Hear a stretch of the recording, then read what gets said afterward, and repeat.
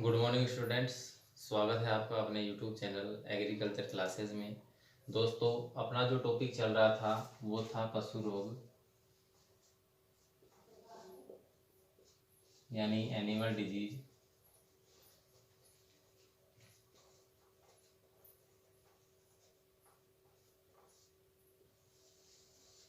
पशु रोग में अपनी चल रही थी दोस्तों जीवाणु जनित बीमारी यानी कि जीवाणु जनित रोग। जीवाणु जनित रोग में अपन पढ़ रहे थे दोस्तों, तो अपना इसमें पार्ट नंबर 4 हो गया था और अब चलेगा अपना पार्ट नंबर 5। पार्ट नंबर 5 में अपन देखें तो अपना बीमारी जो आती है वो तीसरे नंबर की बीमारी है और तीसरे नंबर की बीमारी में अपनी बीमारी है मैस्टाइटिस।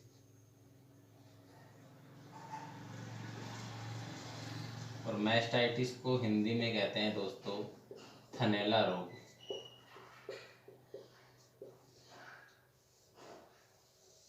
देखिए दोस्तों, जो अपना पशु रोग जो चैप्टर चल रहा था उसमें जीवाणु जनित अपन रोग पढ़ रहे थे और इसमें दो बीमारियां अपन ने पढ़ ली थी, एक तो थी एचएस और दूसरी थी बीक्यू यानी ब्लैक क्वार्टर। अब तीसरी जो अपनी बीमारी आती है दोस्तों वो आती है मैस्टाइटिस यानी कि थनैला रोग। देखिए नाम से स्पष्ट हो रहा है दोस्तों कि थनैला रोग यानी थन का रोग है, यानी कि थन का रोग है। तो नाम से ये स्पष्ट हो सकता है कि थन का रोग है तो फिर ये बीमारी थन वाले पशुओं की बीमारी होगी। तो यह बीमारी गाय, भैंस, भेड़ और बकरी की जीवाणु जनित बीमारी है। जो अपनी मैस्टाइटिस बीमारी है, जो थनैला रोग है, वो गाय, भैंस, भेड़, बकरी का एक जीवाणु जनित रोग है और मुख्य रूप से दुधारू पशुओं में फैलने वाली बीमारी है। मुख्य रूप से दुधारू पशुओं में फैलने वाली बीमारी है, यानी कि मैस्टाइटिस या थनैला रोग है जो गाय, भैंस, भेड़, बकरी का एक जीवाणु जनित रोग है। और ये बीमारी मुख्य रूप से दुधारू पशुओं में फैलती है, यानी कि जो पशु दूध अधिक देते हैं उनमें ये बीमारी मुख्यतः देखी जाती है दोस्तों। ठीक है, अब इस रोग के अगर अपन कारण की बात करें या कारक की बात करें या इसे ही हम एटियोलॉजी कहते हैं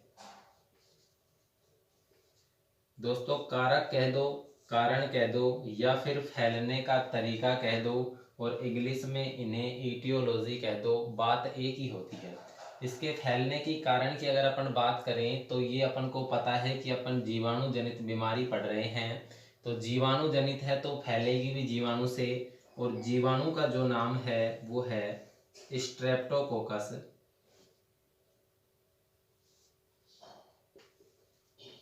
स्ट्रेप्टोकोकस एल्गेसिया नामक जीवाणु से फैलती है। यह बीमारी स्ट्रेप्टोकोकस एल्गेसिया नामक जीवाणु से फैलने वाली बीमारी है। यानी ये जो बीमारी है अपनी थनैला रोग है, ये मुख्य रूप से जीवाणु की बीमारी है। और जीवाणु कौन सा फैलाता है इसको? स्ट्रेप्टोकोकस एल्गेसिया जीवाणु फैलाता है। इसके अलावा अन्य भी कई जीवाणु होते हैं और अन्य जीवाणुओं में अगर अपन बात करें तो जैसे स्ट्रेप्टोकोकस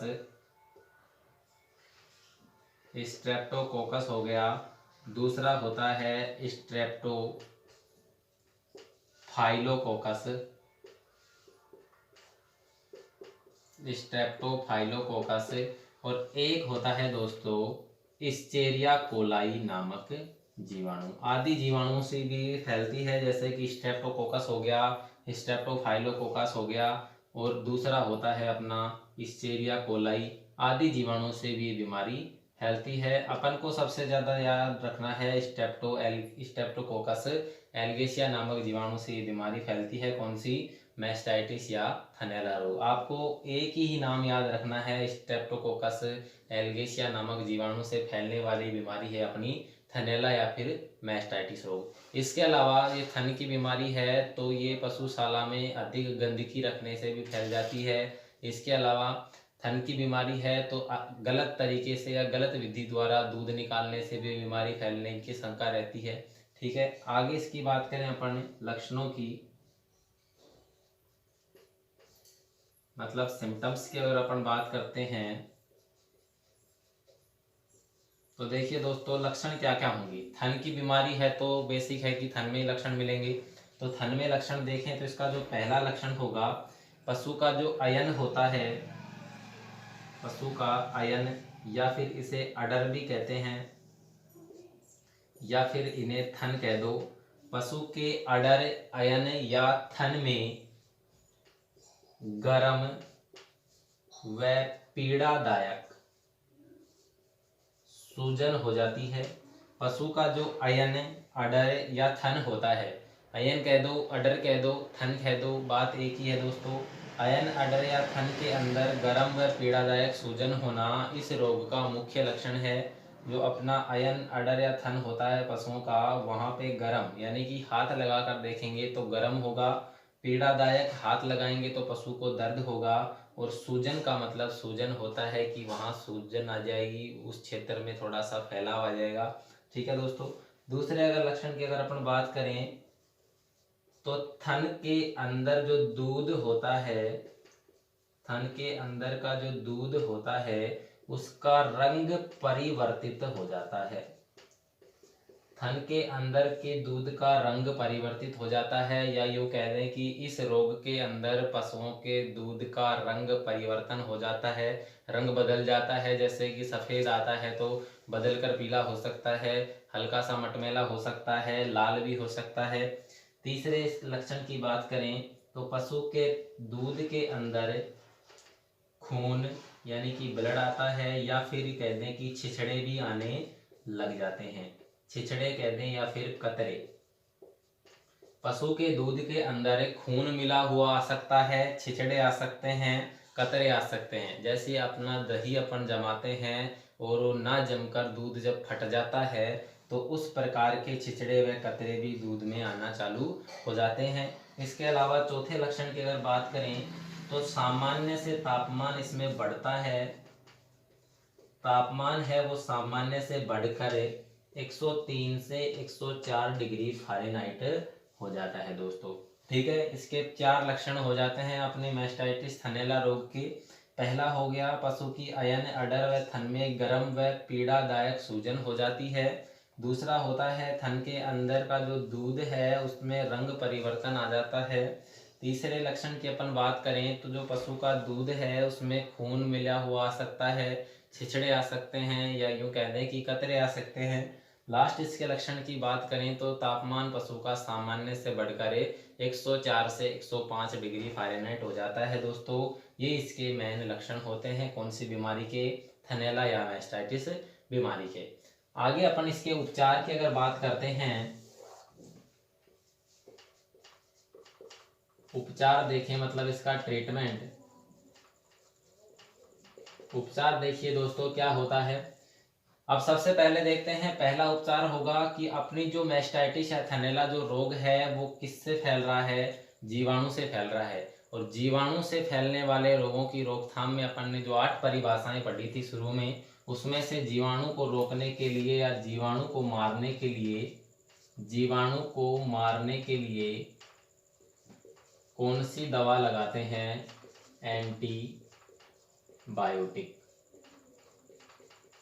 दोस्तों जीवाणु को मारने के लिए अपन एंटीबायोटिक दवा लगाते हैं, और एंटीबायोटिक दवा में अगर इंजेक्शन की बात करें तो पेनिसिलिन अपन ने पढ़ा है। पेनिसिलिन लगाते हैं, 3 ग्राम लगाते हैं, और इंट्रामस्कुलर इसे लगाते हैं दोस्तों। जीवाणु की बीमारी है थनैला रोग, इसलिए जीवाणु के प्रभाव को खत्म करेंगे या जीवाणु को मारेंगे तो अपना इंजेक्शन एंटीबायोटिक लगाते हैं, जिसमें पेनिसिलिन अपना लगाया जाता है। ये अपन ने पहले शुरू में पढ़ लिया था, ध्यान होगा आपको। दूसरे अगर ट्रीटमेंट की अपन बात करें तो फिर से देखिए, आइसोलेशन ऑफ सिक एनिमल, स्वस्थ पशु को बीमार पशु से अलग रखना पड़ा था। इसके अलावा जो ट्रीटमेंट करना होता है वो सिम्टम्स के आधार पर पड़ा था। तो लक्षण देखते रहिए इसमें और चलते रहिए आगे। जैसे कि लक्षणों की बात करें तो दूसरा लक्षण देख लो इसमें कि पशु का जो अयन, अडर व थन है इसमें गर्म पीड़ादायक, तो पीड़ादायक आ रहा है तो पीड़ादायक से समझ रहे हैं कि दर्द हो रहा है, पीड़ा यानी दर्द होता है। तो पशु के शरीर का दर्द दूर करने के लिए, या यूं कह दें कि दर्द को कम करने के लिए अपन ने पढ़ा था एनाल्जेसिक दवा लगाते हैं। दर्द को कम करने के लिए दोस्तों एनाल्जेसिक दवा लगाते हैं। और एनाल्जेसिक दवा में अपन ने पढ़ा था एनालजीन दवा लगाते हैं 10 से 15 ml, और इसे भी अपन इंट्रामस्कुलर दोस्तों लगाते हैं। दर्द हो रहा है आयन व अडर के अंदर, तो इसको कम करने के लिए एनाल्जेसिक दवा में एनालजीन अपन लगाते हैं।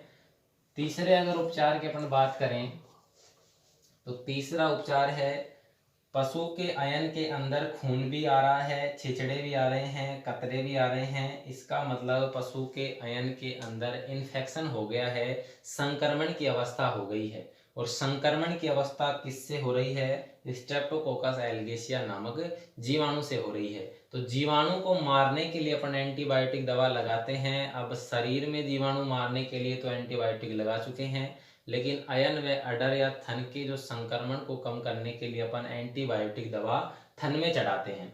तो इसमें लिखेंगे अपन थन के अंदर एंटीबायोटिक दवा, थन के अंदर एंटीबायोटिक दवा की ट्यूब चढ़ाते हैं। एंटीबायोटिक दवा की ट्यूब चढ़ाते हैं, और वो ट्यूब आती है दोस्तों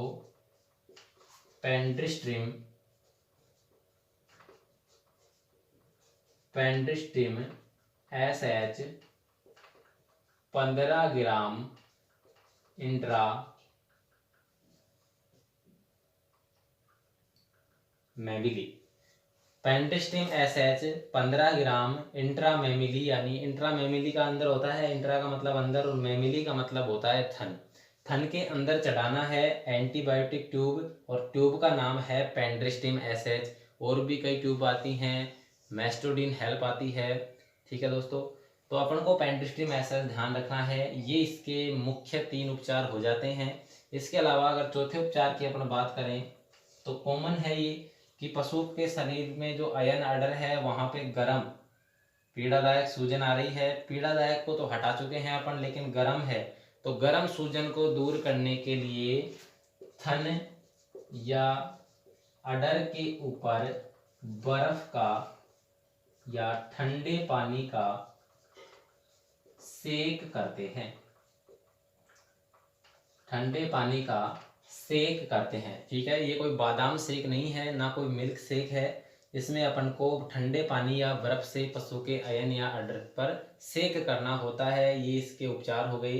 पहला उपचार हो गया, जीवाणु की बीमारी है तो जीवाणु को मारने के लिए एंटीबायोटिक दवा लगाएंगे। इसके अलावा पीड़ादायक हो रहा है तो पीड़ा को यानी दर्द को दूर करने के लिए एनाल्जेसिक दवा लगाएंगे। इसके अलावा अगर थन में इन्फेक्शन हो रहा है जिससे खून निकल कर बाहर आ रहा है तो अपन एंटीबायोटिक दवा थन के अंदर चढ़ाते हैं। इसके अलावा अगर चौथे उपचार की बात करें तो थन या अयन के ऊपर अपना गर्म सूजन हो रहा है तो गर्म सूजन को हटाने के लिए वहाँ ठंडे पानी या बर्फ से सेक किया जाता है। ठीक है, ये इसका उपचार हो जाता है दोस्तों। अब अगर इसके आगे अगले टॉपिक की अपन बात करें तो अगला आता है बचाव या नियंत्रण, जिसे अपन कहते हैं कंट्रोल। बचाव या नियंत्रण या फिर कंट्रोल। देखिए इसका कंट्रोल या बचाव क्या क्या होता है। वही है दोस्तों, पहला बचाव होगा स्वस्थ पशु को बीमार पशु से अलग रखना चाहिए। इसके अलावा स्वस्थ पशु का बचा हुआ चारा बीमार पशु का बचा हुआ चारा स्वस्थ पशु को नहीं खिलाना चाहिए। वही 2 लाइनें लिखनी है। इसके अलावा लास्ट इसकी बात करते हैं अपन टीकाकरण की। तो टीकाकरण इसमें लगता नहीं है, इस बीमारी के अंदर कोई टीका दोस्तों लगता नहीं है। मैंने पहले बताया था जिस भी बीमारी के अंदर टीका लगेगा, वैक्सीन लगेगी, उसमें लिखेंगे। जिसके अंदर नहीं लगेगी उसमें बचाव तक लास्ट अपन को पढ़ना है दोस्तों। एक बार दोबारा से यहाँ से देख लो शुरू से। पशु रोग अपना जो लेसन चल रहा है इसमें अपन जीवाणु जनित रोग पढ़ रहे हैं, यानी कि बैक्टीरियल डिजीज अपन पढ़ रहे हैं। तीसरे नंबर की बीमारी आज अपन ने पढ़ी है मैस्टाइटिस, यानी कि थनैला रोग। थनैला रोग है, इसका मतलब थन के अंदर होने वाला रोग है। इसे अंग्रेजी में अपन मैस्टाइटिस के नाम से जानते हैं। मुख्य रूप से उन पशुओं में होगा जो दूध देने वाले पशु हैं। ठीक है दोस्तों, तो गाय भैंस भेड़ बकरी में फैलने वाला मुख्य रोग है, जीवाणु से फैलता है, मुख्य रूप से दुधारू पशुओं में फैलता है। इस रोग के अंदर पशुओं की मृत्यु दर कम होती है लेकिन आर्थिक नुकसान बहुत ज़्यादा होता है। जब दूध ही आना बंद हो जाएगा, थन ब्लॉक हो जाता है, दूध खराब आने लग जाता है, तो आर्थिक नुकसान भुगतना पड़ेगा। कारण या लक्ष्य इसकी बात करें इटियोलॉजी की, तो पहला कारण हो जाएगा स्ट्रेप्टोकोकस एल्गेशिया नामक जीवाणु से फैलता है, जीवाणु का रोग है, स्ट्रेप्टोकोकस एल्गेशिया जीवाणु से फैलेगा। आपको यही लाइन याद करनी है इसके अंतर्गत। बाकी ये गंदे हाथों से दूध निकालने से भी इन्फेक्शन होने से फैल सकता है, पशुशाला को साफ सफाई नहीं करने से भी फैल सकता है, इसके अलावा गलत विधियों द्वारा दूध निकालने से भी फैल सकता है। 11वीं क्लास में अपन ने दूध निकालने की विधियाँ भी पढ़ ली थी, उसमें से सबसे अच्छी विधि होती है पूर्ण हस्त दूध दोहन, तो उस विधि द्वारा हमेशा दूध निकालो। चुटकी विधि द्वारा निकालने से ये रोग ज़्यादातर फैलने की संभावना बढ़ जाती है। लक्षण देखें, इसके लक्षण क्या क्या क्या हैं, तो अयन, अडर और थन में गर्म पीड़ादायक सूजन हो जाएगी, थन के अंदर दूध उसका रंग परिवर्तन हो जाएगा, दूध है उसके अंदर खून, छिचड़े और कतरे आना चालू हो जाएंगे, सामान्य से तापमान बढ़कर 103 से 104 डिग्री फ़ारेनहाइट हो जाएगा।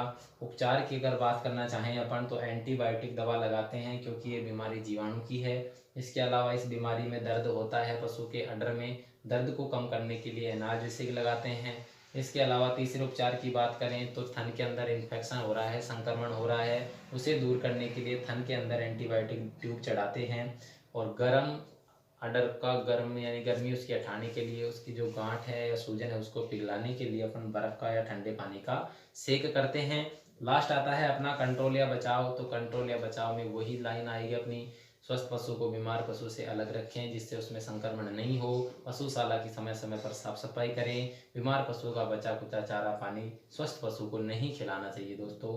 ठीक है, यहाँ तक समझ में आ गया होगा आपको। आज अपना पार्ट 5 हो चुका है, 5 नंबर का जीवाणु जनित रोग अपन ने पढ़ा है और इसमें मैस्टाइटिस पढ़ा है। पीडीएफ में उपलब्ध है आपको ये, उसमें देखना है आपको, और फिर भी नहीं समझ में आता है तो कमेंट करना है दोस्तों।